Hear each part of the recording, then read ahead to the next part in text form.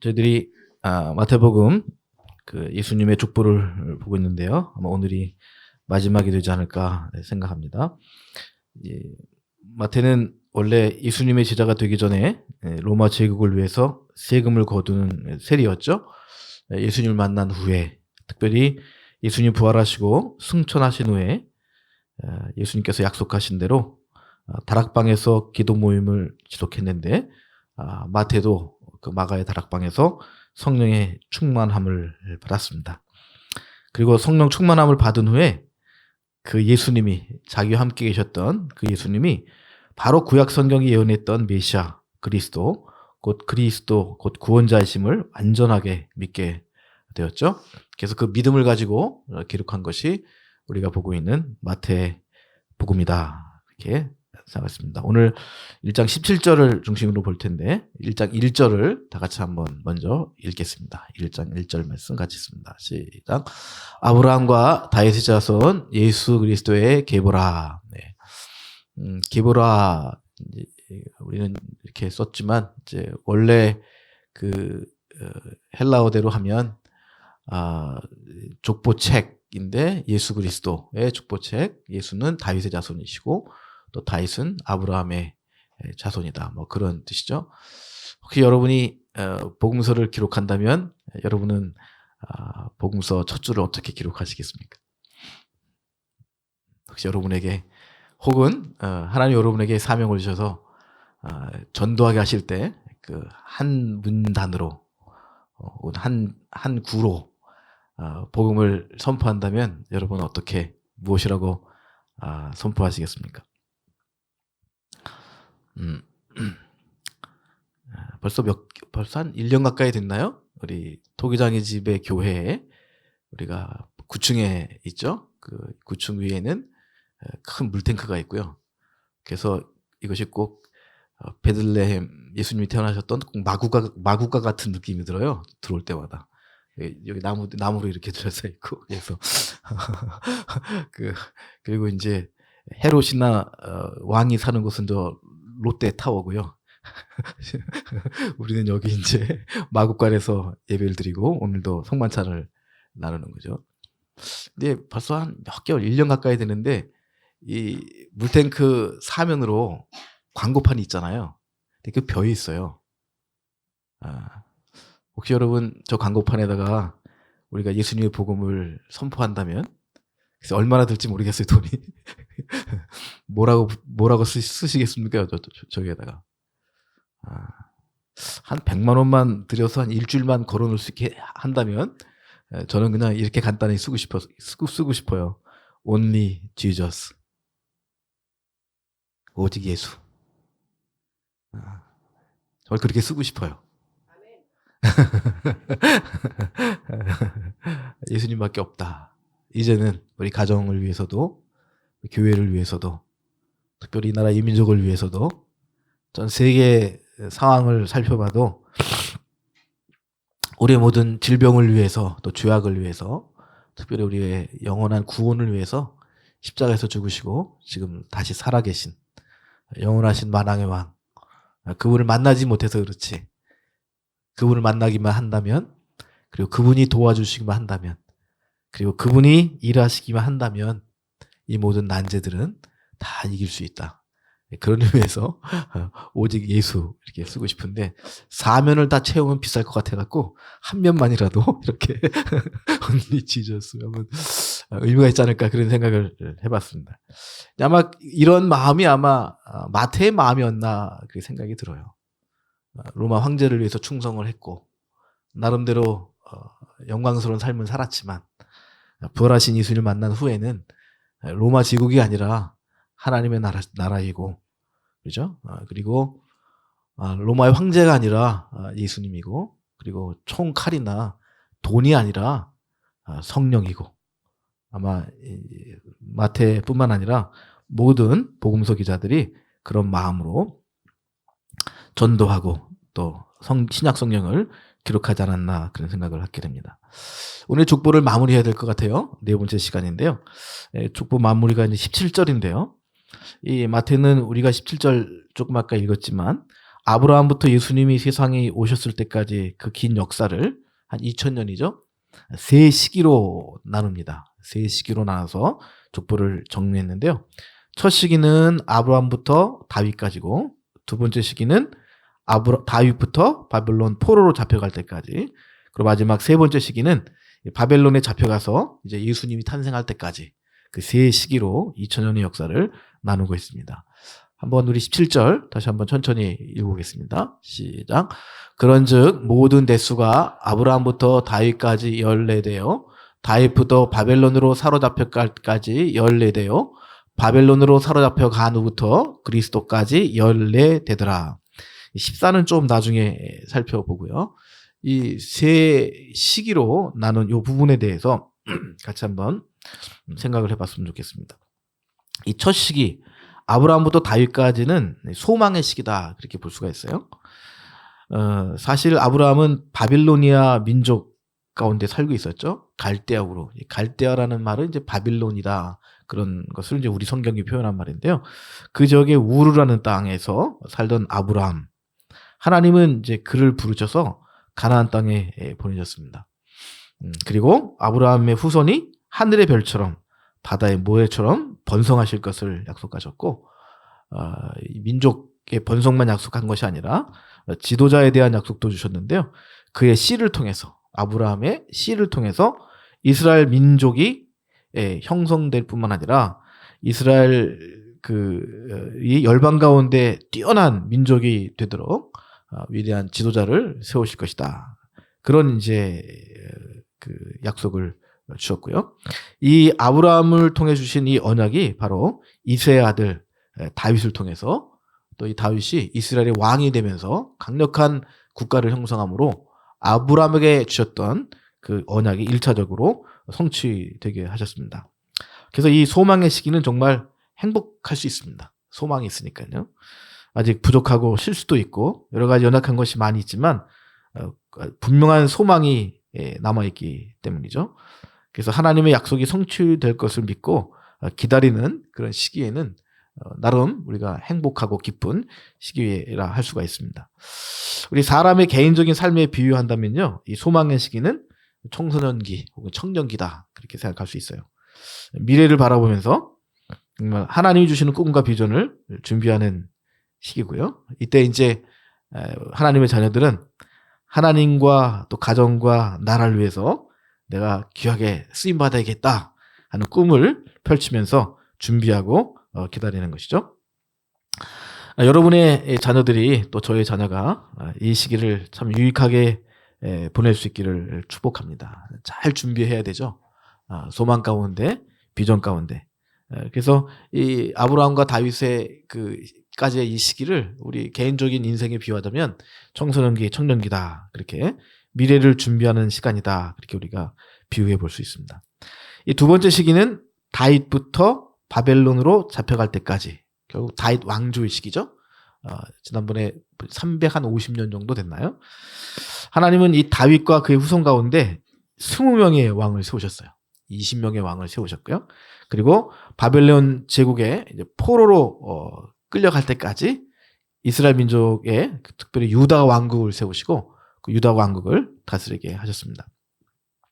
하나님께서 다윗에게 약속하신 대로 그의 후손에서 유다 왕국을 이을 왕이 지속적으로 나오게 하셨고, 이 20명의 왕을 통해서 이스라엘 민족이 뭐 나름 부족한 것도 있었지만 그래도 하나님을 섬기며 세상에서 하나님의 빛을 드러나게 하신 것이다 하는 거죠.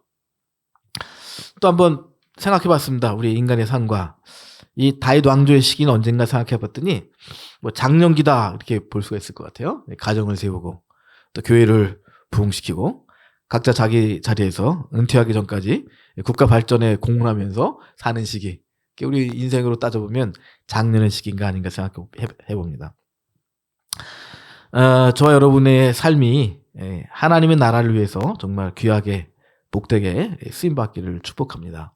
하나님이 다윗을 세우시고 그의 왕조를 통해서 이 땅에 하나님의 나라 이스라엘 유다 왕국을 굳건하게 세우셨던 것처럼 저와 여러분 또 우리 가정을 통해서 하나님께서 우리 토기장이의 집에 교회를 세우시고 또 이 나라에 복이 있도록 우리를 사용하셨으면 참 좋겠다 하는 생각을 해보게 됩니다. 이 세 번째 시기이죠. 지난번 설교 때 세 번째 시기의 족보에 대해 살펴봤는데 바벨론에 잡혀간 때부터 예수님이 오신 때까지 시기는 어둠의 시기다. 절망의 시기다. 그렇게 지난번에 말씀드렸습니다. 이스라엘 민족에게 가장 고통스러웠던 고난의 시기였죠. 이 시기의 세계 역사는 바벨론 제국, 페르시아 제국, 헬라 제국, 로마 제국 이렇게 바뀌면서 아주 급변한 세계사의 역사가 기록되어 있는데요. 그러나 이스라엘 민족은 나라를 회복하지 못했습니다. 그 긴 세월 동안.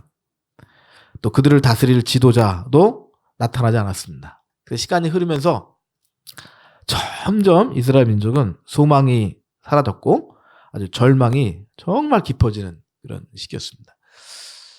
지금 유대인들 가운데 정통 유대인은 한 10%도 안 됩니다. 다 세속적인 가치관을 가지고요. 뭐 한국 분들보다 더 세속적입니다. 유대인들이. 근데 정통 유대인들은 한 10%밖에 되지 않은데요. 그러니까 지금 유대인들 가운데 메시아 사상이 있나 따져보면 별로 없습니다. 유대인들 중에 메시아를 기다린다 거의 없습니다. 우리 유대인 가운데 예수님을 믿는 사람들은 예수님을 메시아로 믿고 사니까 상관없는데 물론 그 숫자는 계속 늘어납니다. 유대인들 가운데 예수 믿는 사람들이 거의 없었어요. 한 20년 전만 하더라도 지금은 아마 한 몇만 명 정도 될 겁니다. 굉장히 많아졌어요. 이스라엘 땅에. 아무튼 그런데 그 유대인의 역사 가운데 이 메시아 사상이 가장 강력했던 시기가 있었어요. 아주 어린아이부터 노인에 이르기까지 모든 세대의 남녀노소 가리지 않고 메시아가 오실 것을 기다리는 거예요.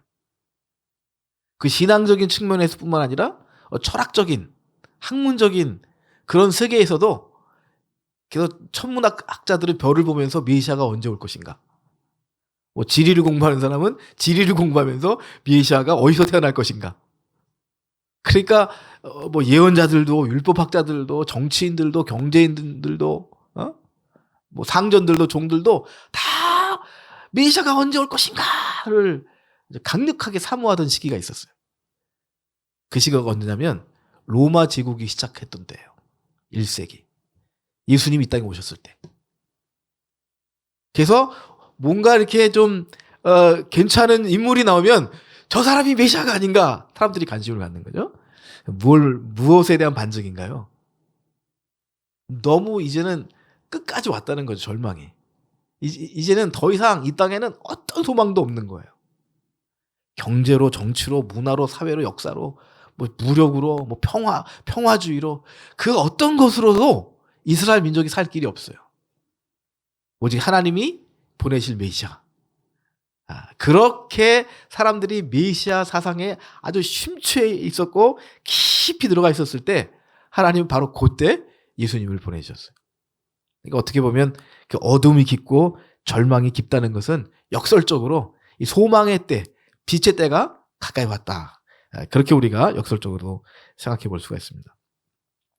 또다시 이 시기를 우리의 인생으로 비유하자면 이 시기는 우리 삶에 원하지 않는 고난이 찾아오고 뿐만 아니라 야 어떻게 이것을 대처해야만 하는가 방법이 나오지 않는 시기예요. 그냥 고통스럽게 쓰러져 가는 것을 지켜만 보는 시기. 그 시기라 이렇게 할 수가 있습니다. 시간은 지나가는데 우리 뜻대로 할 수 있는 것이 없어서 어떻게 보면 이 시기는 빼앗긴 시기다. 포로의 시기다. 그렇게 우리가 정리해 볼 수 있습니다. 여러분의 삶에 또 저의 삶에 이런 절망과 고난의 시기가 없기를 바랍니다. 그러나 여러분도 아시죠? 누구나 인생을 살다 보면 이런 시기를 몇 차례 겪게 돼 있어요. 한 번만 겪으면 좋은데 두 번만 겪으면 좋은데 꼭 세 차례 그리고 마지막에 네 차례까지 꼭 경험하게 하시는 것 같아요. 저도 작년에 아주 정말 힘든 그런 한 해를 보냈습니다. 이 세상은요 죄와 악이 팽배하기 때문에 그 어떤 사람에게도 평안한 인생은 없습니다. 이스라엘 백성이 이 시기를 다윗의 자손 예수 그리스도를 소망하며 기다렸던 시기였는데요. 혹시 저희 인생에 이런 어둠과 절망의 시기가 있다면 그 시간에 정말 진심으로 예수 그리스도를 바라보면서 정말 예수 그리스도가 살아계시고 그분이 지금도 다스리시고 통치하시는 것을 간구하고 기다리는, 그런 어떻게 보면 참 은혜의 시기가 될 수도 있다. 그렇게 우리가 정리해 볼 수가 있습니다. 여러분, 참 어려운 때에 예수님을 바라보시고 예수님의 다스리심, 예수님의 통치하심을 간구하면서 예수 그리스도의 이름으로 이 모든 어둠을 이겨나가는 저와 여러분 다 되시기를 주의 이름으로 축복합니다. 그런데 마태가 마태복음을 기록한 목적은 이 세 시기에 대해서 설명을 하고 하는 것은 아니에요. 사실은 이 세 시기 다음에 네 번째 시기가 있어요. 그 네 번째 시기를 선포하려고 마태복음을 쓰는 거예요. 과거에 아브라함부터 그리스도가 오실 때까지는 1, 2, 3시기가 있었다. 소망의 시기도 있었고 왕성한 시기도 있었고 절망의 시기도 있었다. 그런데 이제 그 마지막에 예수 그리스도가 오심으로 네 번째 시기가 시작된 것이다. 마태 그것을 선포하는 겁니다. 그래서 17절은 아브라함부터 예수님까지의 시기를 이제 네 시기로 나눠서 정리했는데, 이제 예수님이 오셔서 네 번째 시기가 시작되었는데 이 네 번째 시기는 도대체 언제부터 언제까지인가 하는 거잖아요. 그것을 성경은 뭐라고 말하냐면 종말의 때다 이렇게 말합니다. 종말의 때. 한번 따라 하실까요? 종말의 때. 종말에 대한 참 관심들이 많이 있잖아요. 종말은 지금도 종말입니다. 성경적으로 종말은 언제냐면 그리스도가 오시면 종말이에요. 구약시대에 마지막 날에 메시아를 보내시겠다고 약속하셨어요. 그러니까 예수님이 이 땅에 초림하셨을 때가 종말의 시작이에요. 종말은 하루 한 날이 아니거든요.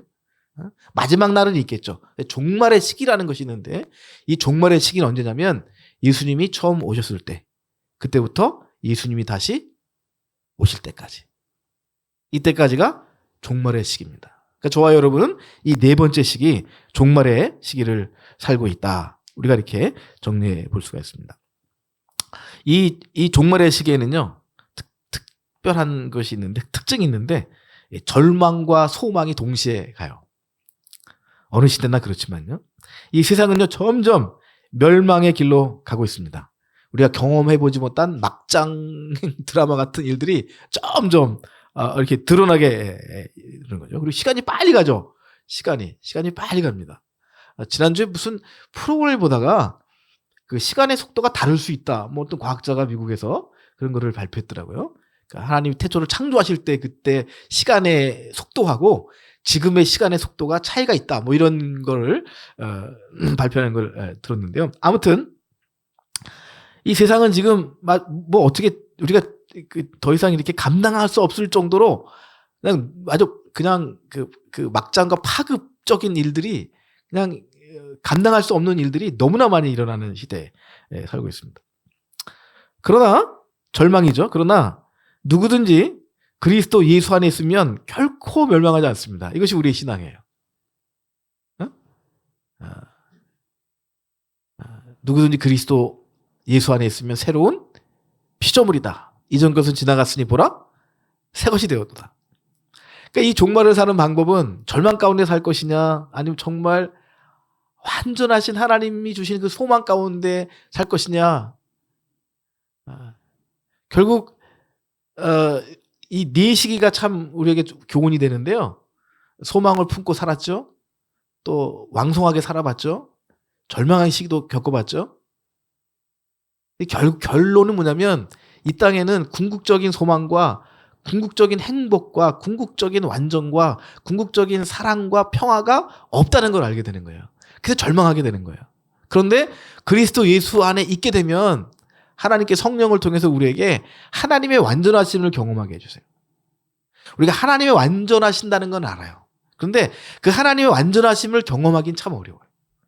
그런데 예수 그리스도를 믿고 정말 성령을 받으면 와, 이 세 시기에 없었던, 세상은 절망적인데 이 세 시기에 없었던 하나님의 완전하심을 하나님 완전하심 속으로 우리가 들어가게 되는 거예요.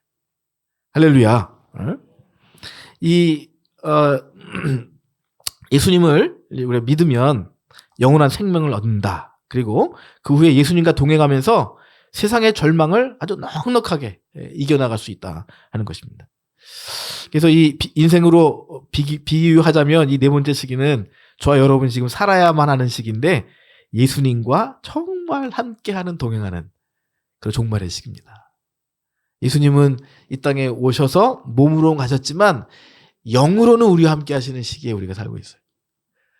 여러분 그거 아십니까? 구약 성경에 성령, 하나님의 영이라는 개념은 있었지만 하나님의 성령이 충만하다는 그 단어는 두세 번밖에 아주 특별한 경우에 외에는 등장하지 않아요.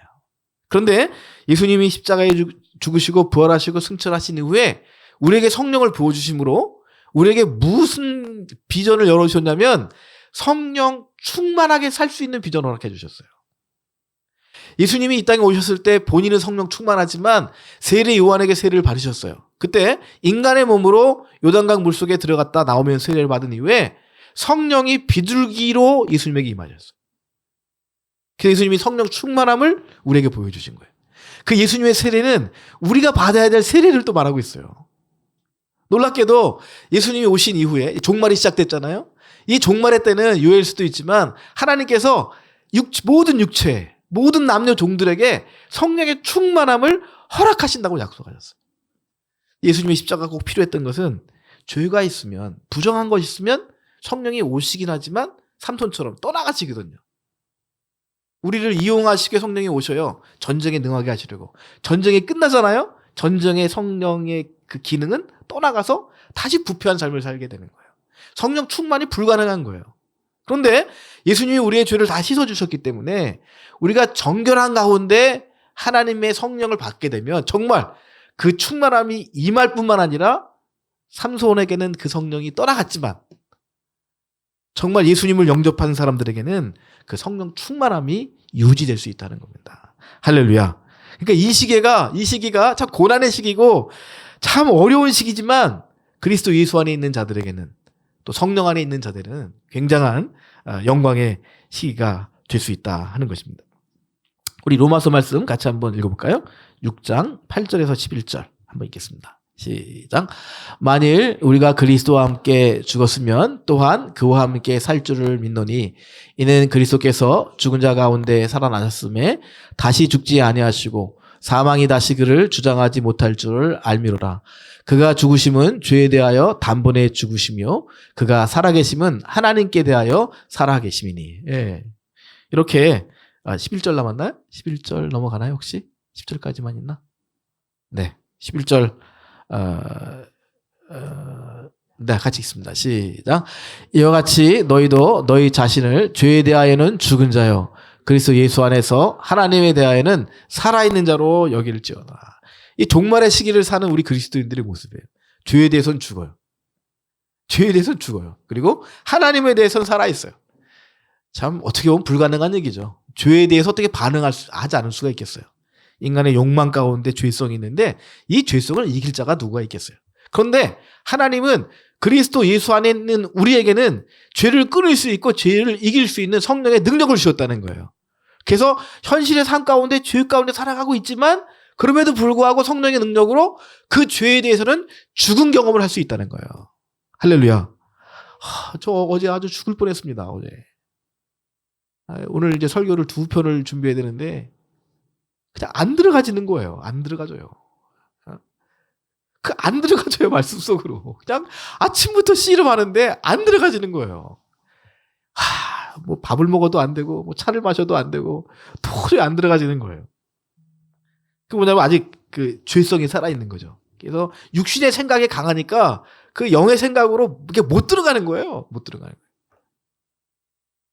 한 저녁 6시 되니까 그때 하나님이 열어주시더라고요.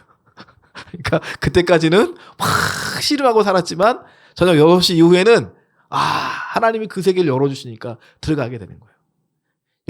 저녁 6시까지 내가 이기지 못했어요. 죄에 대해서 죽지 못했단 말이죠.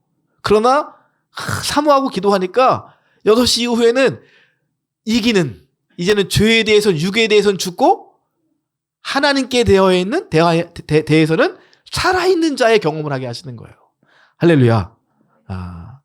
이런 하나님의 은혜, 하나님의 축복이 종말의 시기를 살고 있는 저와 여러분에게 함께 하시기를 주의 이름으로 축복합니다. 네, 마지막입니다. 14에 대해서 좀 같이 생각을 해보려고 하는데요. 왜 세 시기를 나눴는데 세 시기를 14대로 하였을까? 또 이 성경에 있는 숫자에 대해서 관심 있는 사람이 참 많이 있습니다. 특별히 초대교 교부들도 그렇고요. 오늘날 학자들은 별로 관심이 많지가 않아요. 근데 설교를 하려고 하면 또 이걸 또 연구 안 할 수가 없잖아요. 그래서 여러 가지 설이 굉장히 많아요. 뭐 각자 이 숫자는 비유니까 이 숫자를 각자 좋은 대로 해석하니까 너무나 많은 그 비유가 나오는데요. 우리 다시 한번 읽고 17절 다시 생각해 보겠습니다. 17절 시작. 그런즉 모든 대수가 아브라함부터 다윗까지 14대, 다윗부터 바벨론으로 사로잡힐 때까지가 14대고 바벨론으로 사로잡혀간 후에 그리스도까지 14대. 그러니까 다 14대씩 가는 거죠. 물론 따져보면 아닌 경우도 있어요. 뭐 13이라고 볼 수도 있고 15라도 볼 수도 있고. 근데 마태는 분명히 명시적으로 14대였다. 14명의 다윗의 후손들이 세 시기를 구성하고 있다 하는 거죠. 가장 좀 합리적인 해석을 두 가지만 좀 소개하려고 그래요. 첫 번째는요. 14를 7 플러스 7로 봐요. 7 더하기 7. 7 더하기 7로 보는 거죠. 그래서 아브라함부터 예수님 올 때까지가 14니까 이걸 반을 나눠서 생각하면 7이 6번이 지나가는 거예요. 14는 2번씩이잖아요. 그러니까 3번 지나갔으니까 7을 한 세대로 또 보면 6세대가 지나간 겁니다. 그래서 14를 7 플러스 7로 하면 6번이 지나가죠. 이 성경에서 7은요. 완전의 숫자죠. 우리가 몇 번 용서해야 되겠습니까? 7번이면 족합니까? 그러니까 예수님께서 아니야. 7번씩 70번까지 용서해야 돼. 그래서 신구약 성경을 통해서 이 7은 완전의 숫자인데요. 그래서 70번까지 용서하라는 것은 7번을 70번까지라는 것은 완전하게 용서하라. 끝까지 용서하라. 이런 의미를 가지고 있죠. 한 주간이 7일이죠. 근데 구약의 율법 보면 하나님의 백성은 6일을 일하고 7일째 되는 날 안식일로 지내라 이렇게 하셨죠. 이유는 하나님이 6일 일하시고 7일째 되는 날 안식했다 하시는 겁니다. 이런 관점에서 보면 이 77777 7세대가 6번 지나고 이제는 6일 다음이 무슨 7일째죠? 7일은 무슨 날이죠? 안식하는 날이잖아요. 그러니까 이제 안식의 개념이에요. 그러니까 14의 3세대는 7로 하면 6세대가 지나가고 이제 7번의 시기가 오는데 이 7번의 시기는 진정으로 평화와 안식의 시기다 하는 거예요. 누구를 통해서요? 예수님을 통해서요. 제가 지난 목요일 날 가서 설교했는데 설교하시는 듣는 분들이 다 저보다 나이가 많으신 분들이더라고요. 여기도 좀 비슷하실 수 있는데 그렇지 않네요. 젊은 분들도 있습니다. 여기 학생도 있어요. 근데 갑자기 이런 생각이 떠오르는 겁니다. 이게 10대, 20대, 30대, 그러니까 10대까지, 그다음에 20세까지, 30대까지, 40세까지, 50세까지, 60세까지. 이 60년은 10년씩 60번 6번은 안식이 없는 시기다. 열심히 싸워야 되고 고난 받아야 되고 또 일어난 듯 했는데 또 넘어지고 또 실수하는 시기고 진정한 인간의 그 인생의 완성의 시기는 61살부터 시작된다. 그래서 저도 몇 년 안 남았습니다. 이 완전의 시기에 돌입하려면 이제 한 3-4년 지나면 저도 60에 들어가고요. 이미 60에 들어가신 분들 주님의 이름으로 축복합니다. 이제 정말 진정으로 예수님 안에 성령 안에서 안식할 만한 준비가 된 시기예요.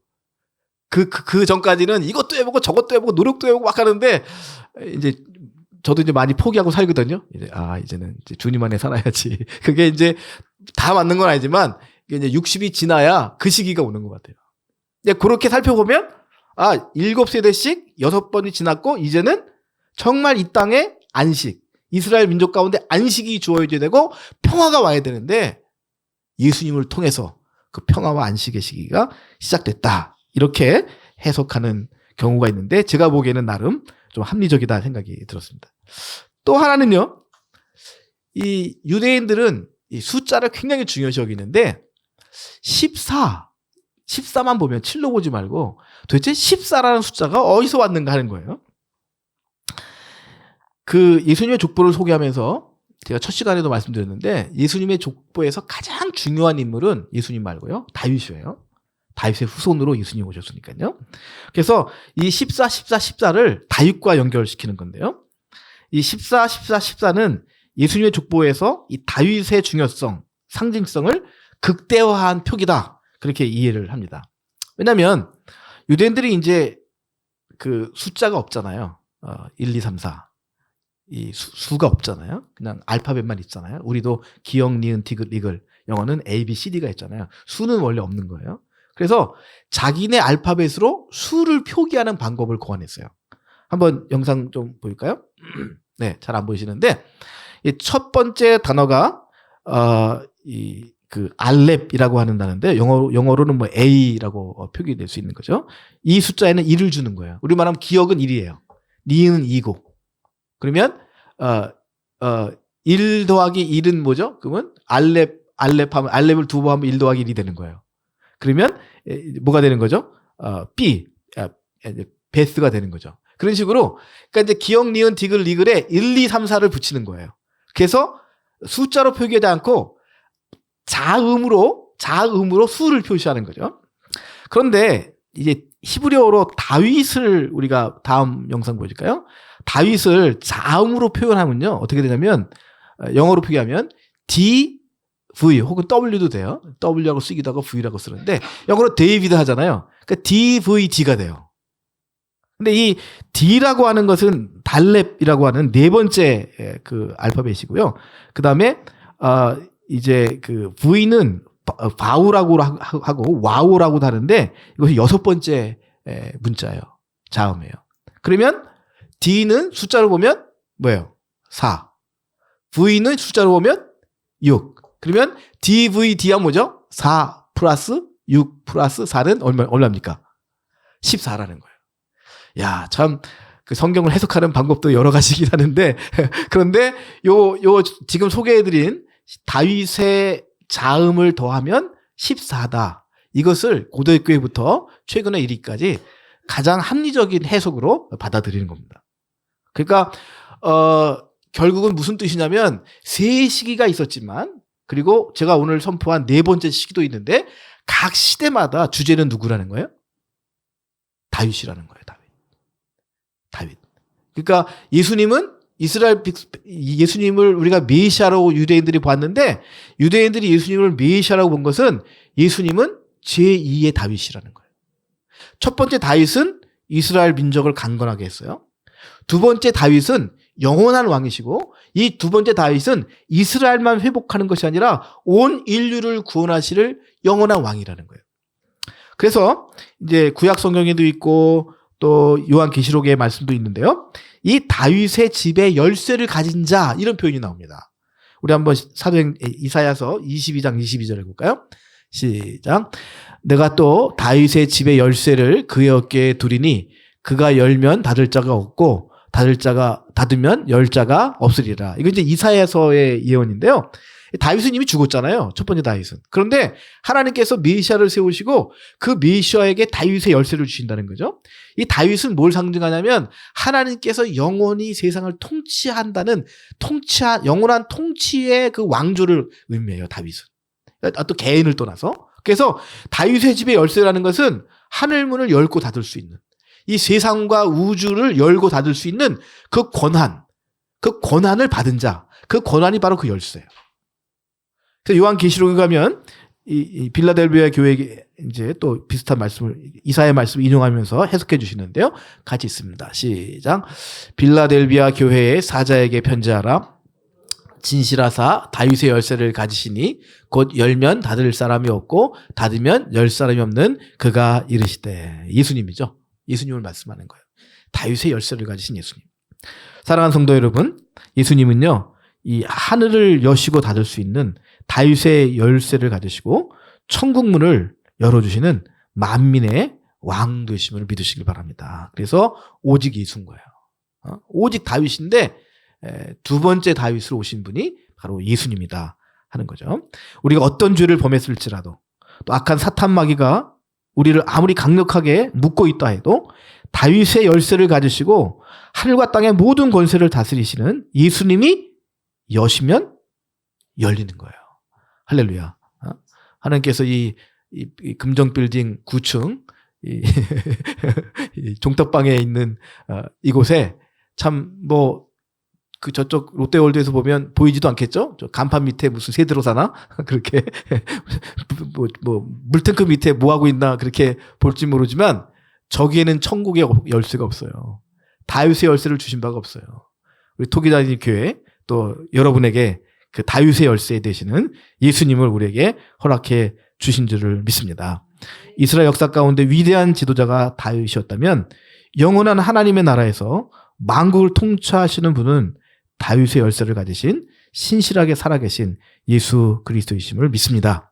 이 예수님을 그리스도로 믿고 예수 그리스도의 이름으로 세상을 이기는 저와 여러분 다 되시기를 주의 이름으로 축복합니다.